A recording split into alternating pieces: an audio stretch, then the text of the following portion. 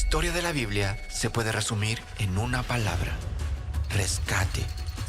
De principio a fin, la Biblia cuenta la historia de la búsqueda incansable de Dios por su pueblo para rescatarlo del pecado, la oscuridad y la muerte. Hay un libro de la Biblia que nos revela un rescate dramático, milagroso y hermoso. Tanto así que afirmó el futuro de lo que significa ser rescatado por Dios. Ese libro se llama Éxodo.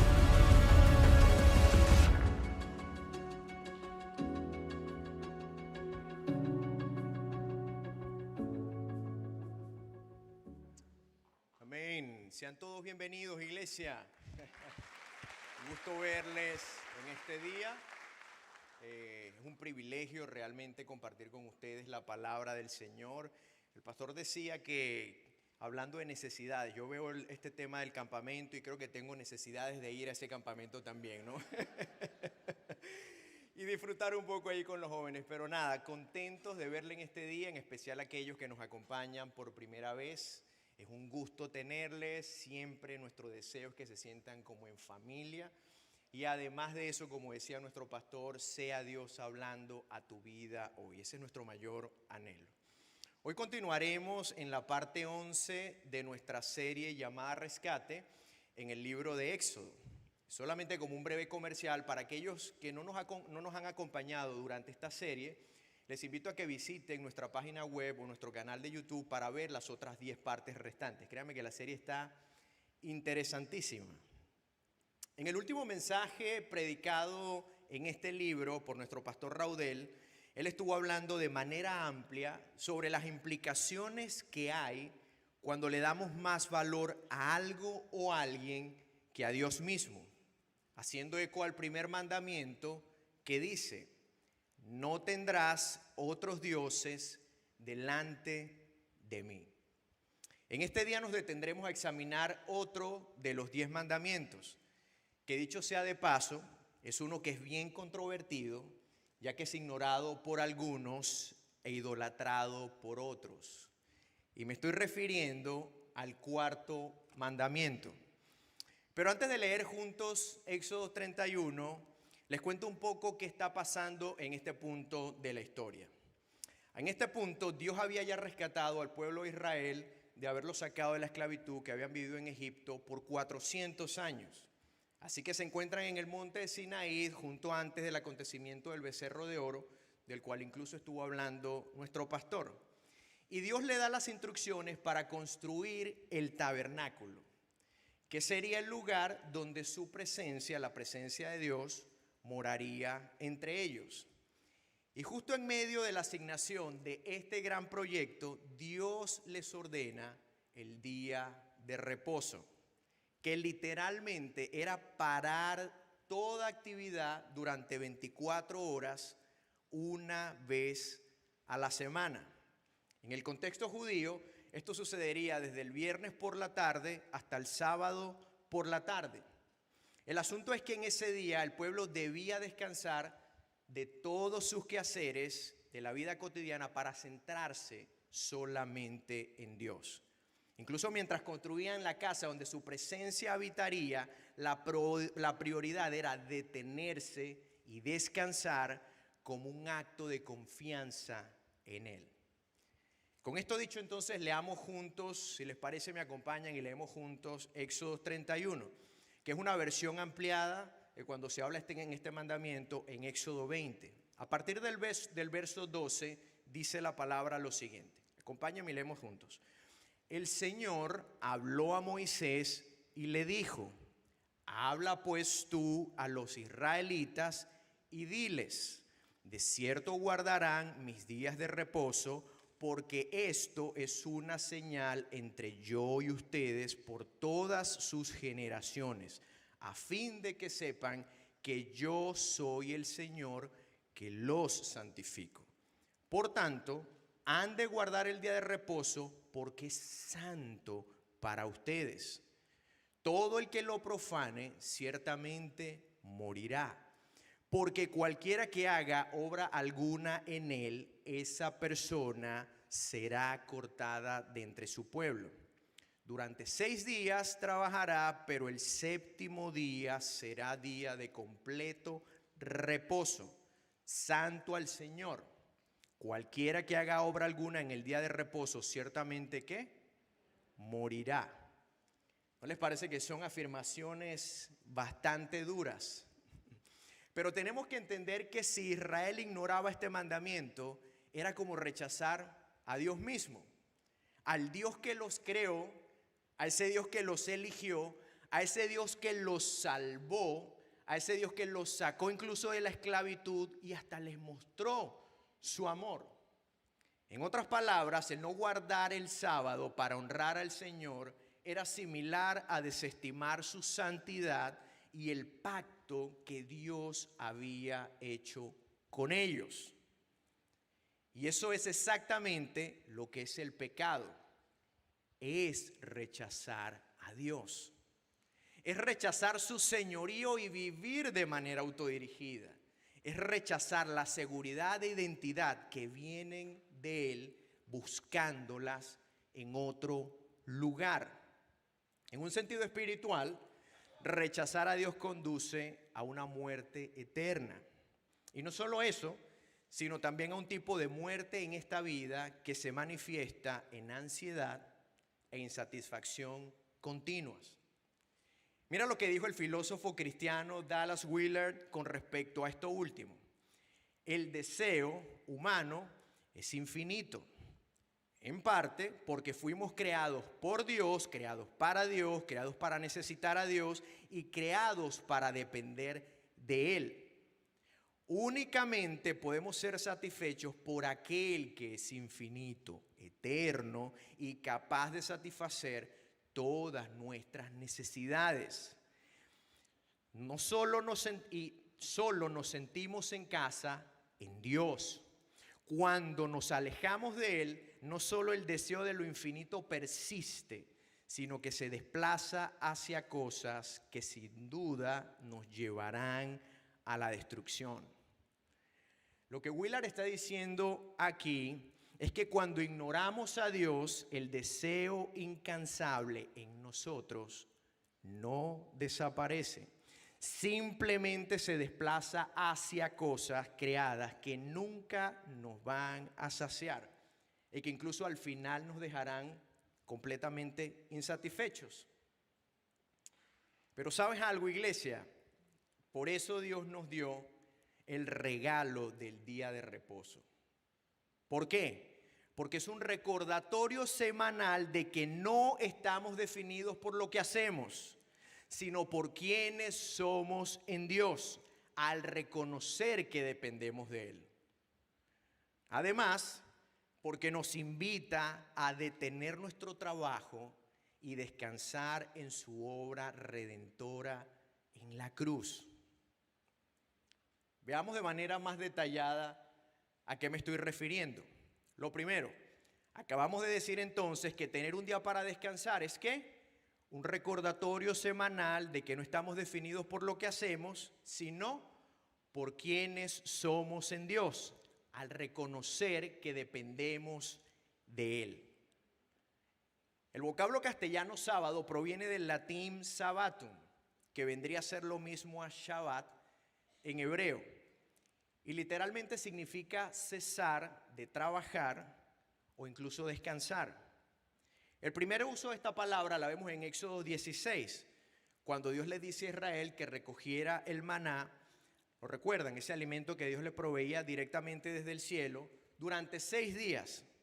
Pero el séptimo día habría un Shabbat o un descanso dedicado al Señor, en el cual no podían trabajar. ¿Para qué? Para darle atención a Dios, para enfocarse en Él.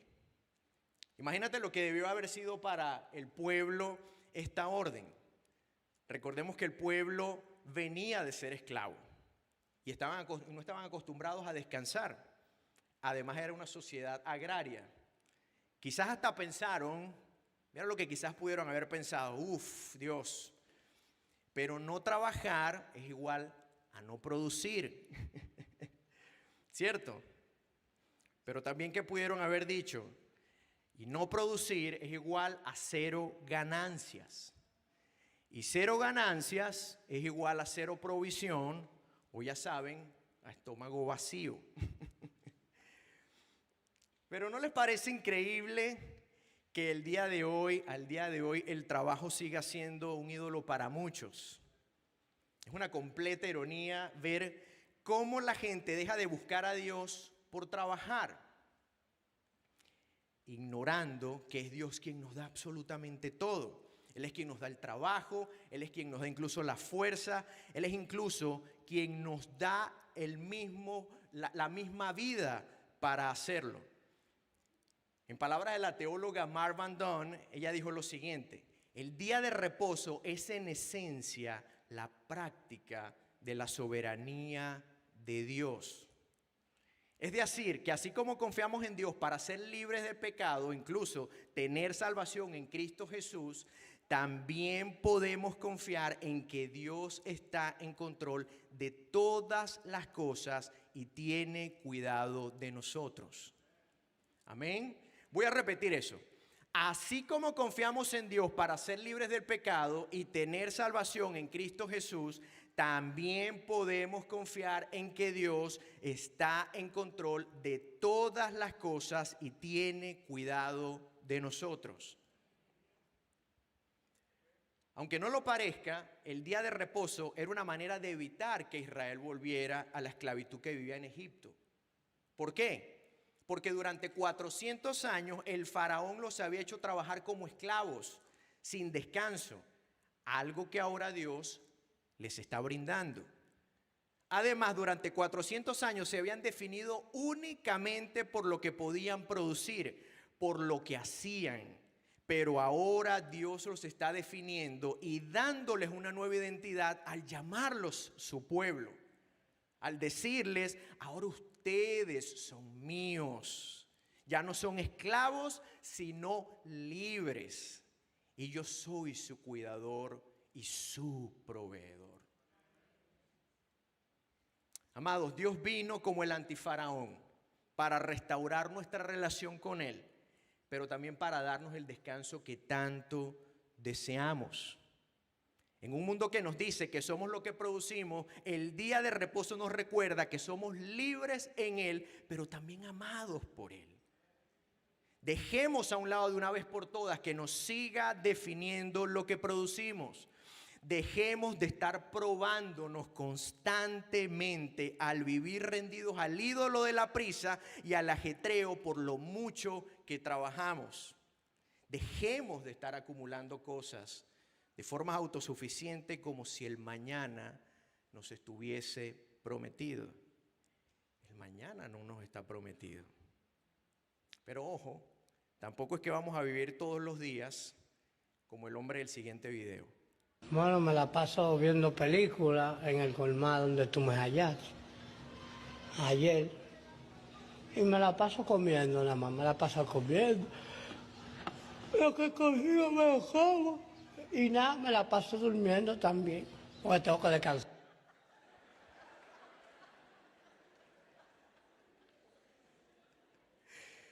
Con solo ver el hombre ya me dan ganas de bostezar. Espero que no les pase lo mismo a ustedes. Ciertamente la pereza, no, la irresponsabilidad y la falta de diligencia no son cosas que le agradan a Dios, pero bueno, eso es un tema para otro momento. Sin embargo, el llamado tampoco es a vivir como diría un amigo, que en lugar de decir que vive en Estados Unidos, mira lo que dice, que vive en Esclavos Unidos. Mira lo que dijo Stephen Smith, un hombre dedicado al cuidado de líderes del ministerio pastoral. Él dijo lo siguiente: cuando se practica la observancia del día de reposo, es una protesta activa contra una cultura que siempre está acelerada, disponible y buscando algo más que hacer. De nuevo, iglesia, el descanso es un arma que podemos usar en contra del faraón, contra la pobreza que deja incluso el consumismo, que por cierto nunca te dará la paz ni nos dará la paz que promete, jamás. ¿Por qué no le dices a la persona que tienes a tu lado, no eres lo que haces, pon tu confianza en Dios y descansa en Él? No eres lo que haces, dile al que tienes a tu lado. Pon tu confianza en Dios y descansa en Él. No eres lo que haces. Hemos visto entonces que tener un día para descansar es un recordatorio semanal de que no estamos definidos por lo que hacemos, sino por quienes somos en Dios al reconocer que dependemos de Él. Eso es lo primero. Ahora veremos que a través del día de descanso, Dios nos invita a detener nuestro trabajo y descansar en su obra redentora en la cruz. Quizás este sea el aspecto más desafiante del día de reposo. Mira como dijo Tim Keller, tu capacidad de descansar es una de las mayores pruebas de la validez de tu fe. Voy a repetir eso. Tu capacidad de descansar es una de las mayores pruebas de la validez de tu fe. ¿Por qué? Porque el descanso afirma tu dependencia y mi dependencia en Dios y no en nuestra autosuficiencia. Por lo que muy amorosamente me atrevo a preguntarte, amigo, iglesia, ¿confías en Dios lo suficiente como para no trabajar por un día en la semana y en lugar de trabajar, descansar y confiar en que Él cuida de ti? Sé que para algunos de nosotros el simple hecho de tomarnos un día entero libre nos pone ansiosos, ¿sí o no? O como diría algunos, nos ponen los pelos de punta. Al punto incluso de llegar a creer, como alguien dijo, cuando el trabajo es un ídolo, el descanso se sentirá como un pecado. ¿Te has sentido así alguna vez? Quiero decirte que yo me he sentido en ocasiones así.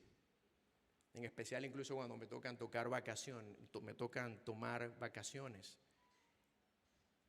Pero ¿sabes cuándo pasa esto? Cuando el trabajo es puesto como un Dios con D minúscula. Como un Dios con D minúscula. Pero cuando le damos a Dios el lugar que debe tener por encima del trabajo, podemos descansar con total libertad sin sentir culpa. Porque Dios, en Dios mismo es nuestro descanso. Es tan fácil confundir las cosas, ¿no creen? E intercambiar las prioridades. Es muy fácil. ¿Sabías que casi todas las veces que en la Escritura se habla sobre el día de reposo, se nos apunta a la creación de Dios? Mira lo que dice Éxodo. Pues en 6 días el Señor hizo los cielos y la tierra, y en el 7º día cesó de trabajar. ¿Y qué más hizo? Y reposó.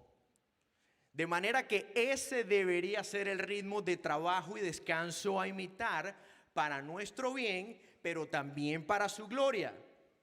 Recordemos que como portadores de su imagen debemos servirle y vivir de una manera que lo representemos adecuadamente. Que no nos pase, como me ha tocado ver en algunas personas, cuando las visito a sus casas o en algún hospital, que por ignorar esto terminan enfermándose. Que Dios nos ayude, que Dios nos ayude. Por otro lado, así como les he dicho esto, también les digo lo siguiente. La madurez espiritual no se mide por cuánto hacemos por Dios, sino por cuánto aprendemos a descansar en Él, sin perder de vista la misericordia, sabiendo que Jesús es el Señor del sábado o del día de reposo. Ya verán por qué digo esto. En Lucas 13 vemos una historia en la que Jesús está enseñando en día sábado. Y se encontraba una mujer que por 18 años había padecido de una enfermedad causada por un demonio. Dice la Biblia que la mujer estaba completamente encorvada, sin forma de poder enderezarse. Pero resulta que Jesús la ve y la sana. Le extiende misericordia y la sana. Pero dice la Escritura que luego de poner su mano sobre ella, la mujer quedó completamente derecha. ¿Imaginas eso? ¿Te imaginas la alegría que debió haber sido para esta mujer? Pero miren lo que tristemente dice el versículo 14. Pero el oficial de la sinagoga, indignado porque Jesús había sanado en día de reposo, reaccionó diciendo a la multitud: hay 6 días en los cuales se debe trabajar. Vengan pues en esos días y sean sanados, y no en día de reposo. ¿No les parece una triste respuesta la del oficial? Pero ilustremos de forma hipotética esta escena. Digamos que el hermano Pepe, no sé si habrá algún Pepe por acá, pero bueno, si hay, quizás le va a convenir esto. Y el hermano Pepe se enferma y va hasta tu casa y te dice que bueno, que si puedes orar por él. Pero resulta que tú vienes y le dices: lo siento mucho, hermano, pero el sábado no es para orar por los enfermos, sino para adorar a Dios. Tú sabes, ahí con ese modo ahí espiritualoides. Vente mejor en la semana, ya sabes, de lunes a viernes, incluso eso de 8 a 5 en horario de oficina. Y entonces ahí sí puedo orar por ti, mi estimado. Pero termina acotando esto, imagínense esto. Es que los sábados no puedo hacer ese tipo de cosas. Eso sería un cuadro muy triste también, ¿cierto? Pero ahora les traigo un caso real, con un tinte quizás un poco diferente, porque no tiene que ver específicamente con misericordia, pero sí con el legalismo que se esconde detrás de esto. Cuando estaba en la universidad tenía un compañero que formaba parte de una religión que no podía hacer nada los sábados. El inconveniente surgía cuando nos tocaba presentar los benditos exámenes de cálculo, ya que tomaban 4 horas para completarlos y el único día que nos habilitaban un aula para hacerlos, entonces eran los sábados. Pero como él no podía hacer nada los sábados, ni siquiera presentar un examen, les tocaba diferirlos y venir en otro momento a presentarlos. El verdadero problema con esto es que los exámenes diferidos eran mucho más difíciles porque ya saben, el alumno tenía más oportunidad para estudiar y también para que no lo agarraran, ya saben, por deporte de presentar en otro día. Y además, nuestro amigo, mi amigo, el pobre no era superdotado. Así que, ¿qué pasaba? Lo terminaban reprobando. Algo que incluso lo llevó eventualmente a retirarse de la universidad. Él se retiró por completo de la universidad. Muy lamentable hecho, ¿no les parece? Por un tema de legalismo. El legalismo básicamente busca venderte que podemos llegar a Dios por las cosas que hacemos. Pero no es así. Venimos a través de Jesús.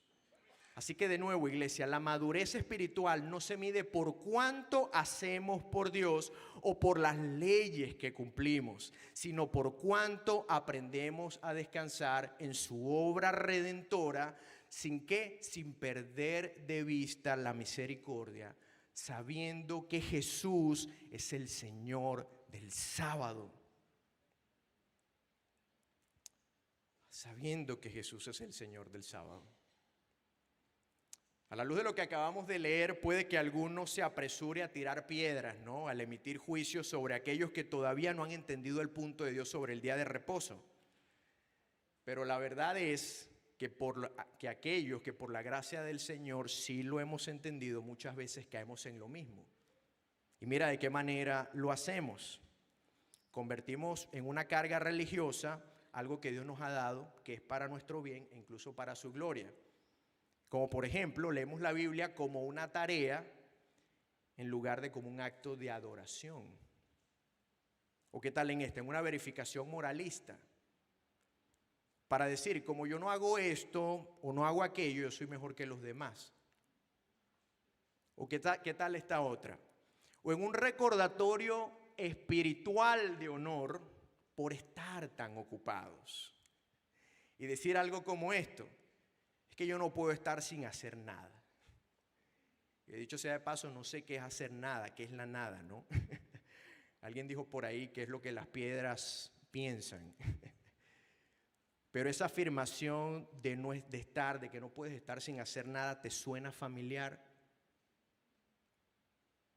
Lo que no notamos con esta actitud es que andamos vacíos y apagados, viviendo la vida cristiana en un continuo hacer algo para Dios, en lugar de simplemente descansar en Él. En lugar de descansar en Él. Por eso Jesús tuvo que recordarle a su audiencia en Marcos 2, el día de reposo se hizo para el hombre y no el hombre para el día de reposo. Y añadió, por tanto, el Hijo del Hombre es Señor aún del día de reposo. En otras palabras, el guardar un día nunca fue pensado para hacer una prueba que tuviéramos que pasar o una carga que llevar. Siempre estuvo destinado para ser un regalo que recibiríamos. Y Cristo, mis amados, es ese regalo. Ese regalo que desde el principio fue prometido por Dios mismo para traernos de vuelta a Él por medio de su sacrificio en la cruz. Ese regalo que nos demostraría que nadie estaba a la altura de Dios y que Él era el único capaz de cumplir todos los estándares del cielo. Ese regalo que rompería todo esquema de normas que nos hiciera creer que esa era la manera de llegar a Dios, porque a decir verdad, nadie lo lograría de forma impecable. Ese regalo que venció la muerte, ratificando con ello que era Dios hecho hombre. Ese regalo que nos promete una eternidad junto con Él, de descanso total y definitivo para nuestras almas, donde no habrá más dolor ni sufrimiento.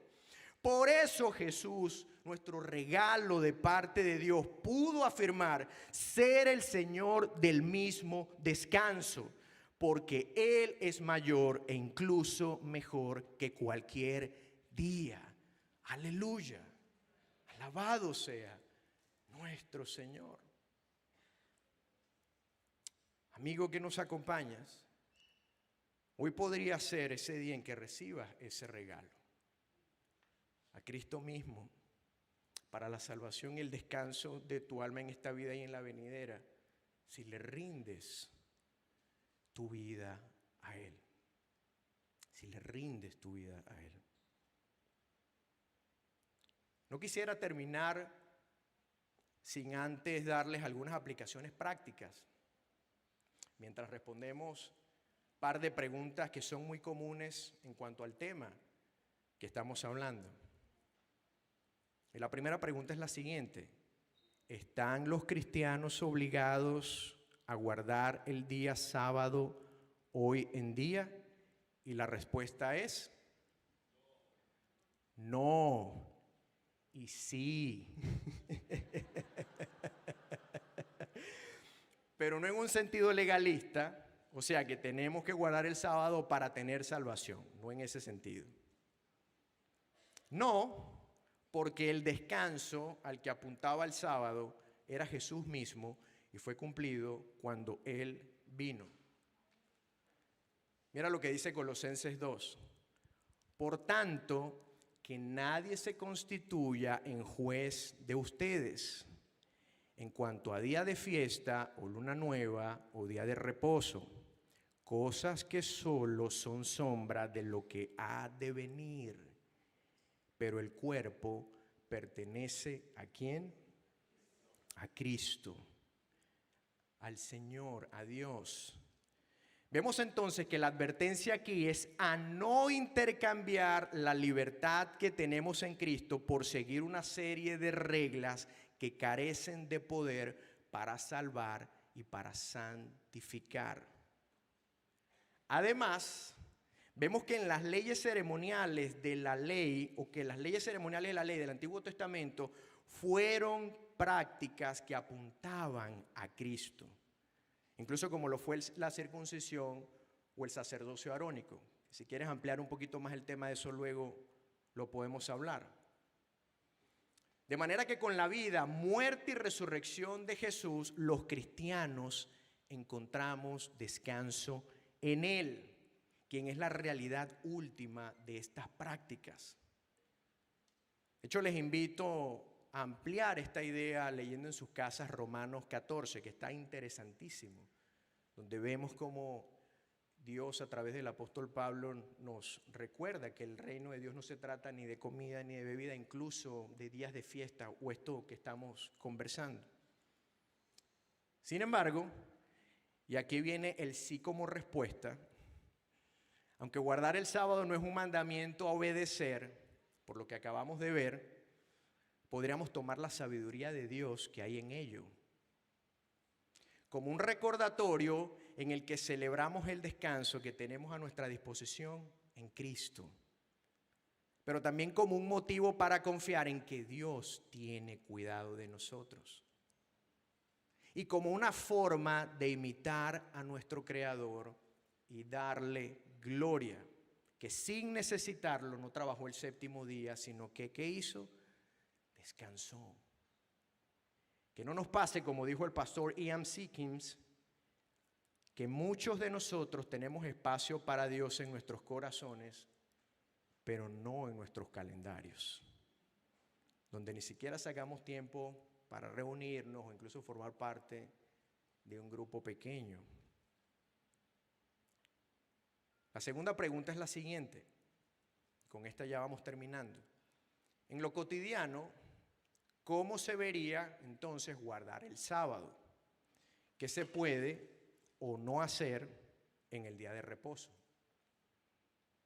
Lo primero que quisiera destacar es que la razón por la que muchos cristianos han decidido tomar el domingo o el primer día de la semana, como también se le conoce, para congregarse y descansar, es porque Jesús resucitó un domingo.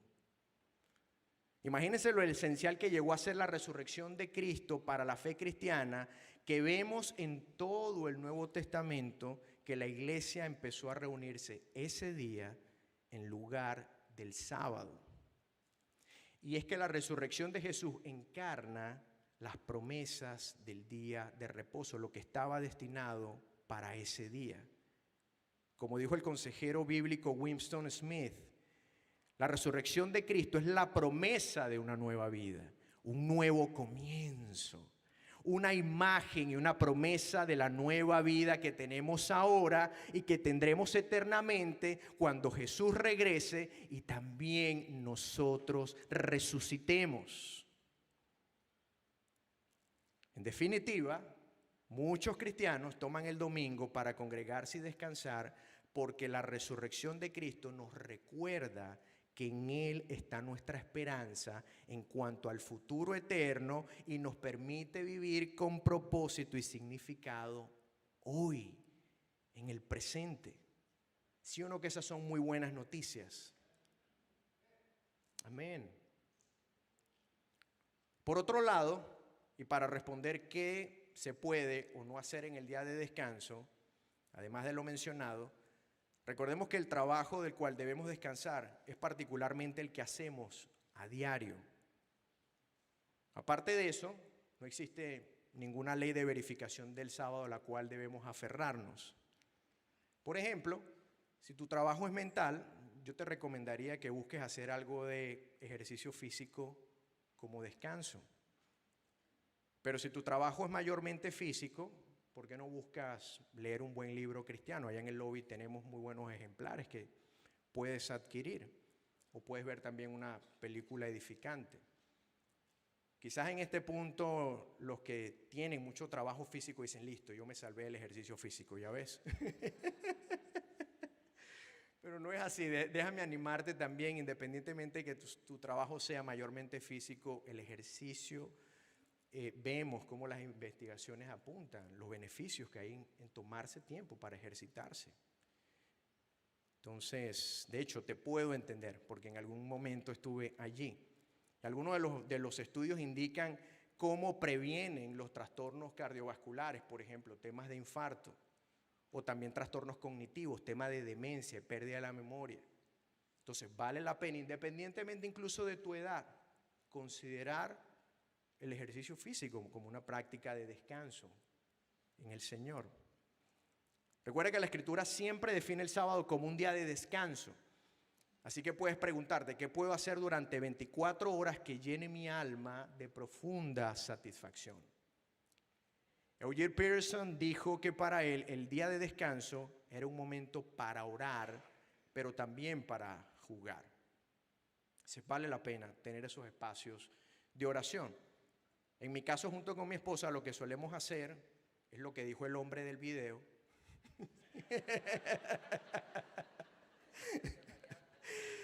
Pero además de eso, hacemos, ya saben, las compras para la semana, también vamos y hacemos un poco de ejercicio físico, incluso tenemos un tiempo devocional con Dios extendido que, créanme, ha sido un refrigerio para nuestro matrimonio. Ha sido de gran bendición. Caminamos a un parque, en fin, tantas cosas que se pueden hacer.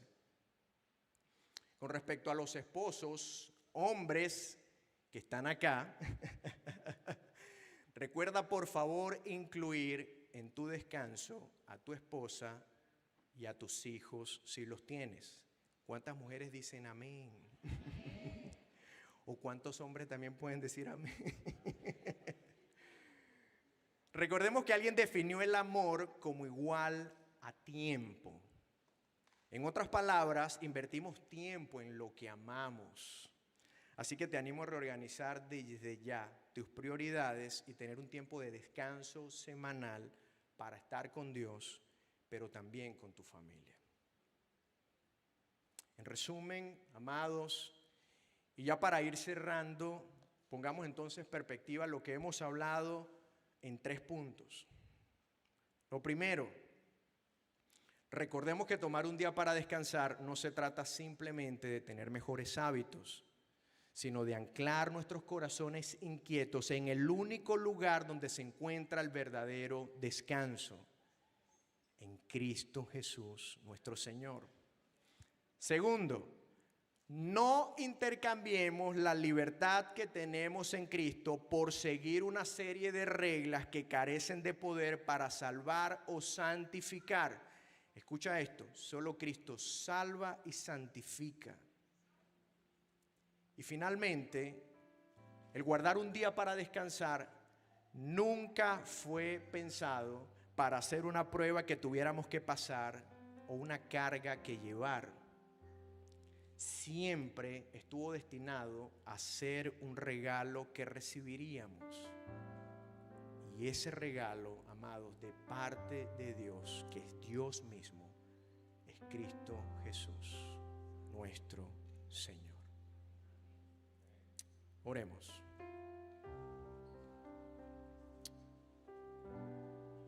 Padre, te damos gracias por tu palabra. Gracias por recordarnos ahí en Mateo 11 que podemos venir a ti, todos aquellos que están cansados y cargados, y yo les daré descanso. Pero en ese mismo texto sigues diciendo: tomen mi yugo sobre ustedes y aprendan de mí, porque soy manso y humilde de corazón, y hallarán descanso para sus almas, porque mi yugo es fácil y mi carga ligera. No sé realmente, amigo, iglesia, qué lugar te encuentras hoy, pero si eres de aquellos que estás cansado, y no sé qué te puede tener cansado, puede ser cualquier prueba, una enfermedad quizá como la de esta mujer, alguna necesidad, algún peso, algún dolor, alguna angustia, tu matrimonio o un hijo, no lo sé. Déjame decirte que, como dice la Escritura, puedes venir hoy al Señor. Él tiene el descanso que no solo tu cuerpo físico necesita, sino también tu alma. Así que puedes rendir tu vida hoy al Señor.